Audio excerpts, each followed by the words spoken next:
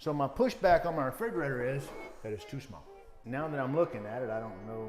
I like the space here to be able to put stuff on. Maybe it's just not wide enough. It doesn't do that whole justice by any means. So I do believe that we might pull those out, use them on a different build, use them on a different site, just come back and put some bigger ones in there. That's a 15 cubic yard refrigerator. So we may step it up to an 18 or a 20 cubic yard. Scott and I got into a discussion the other day because they bought some new refrigerators for a project, and I said, that's too much money. And I said, I just bought these over here for that. And that's one thing he brought up. He said, well, yeah, but I think those are gonna be too small.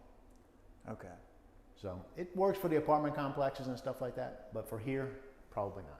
So we may pull it, load them up, bring them to South Pittsburgh and use them at the apartment complex. So we still have not gotten this door fixed.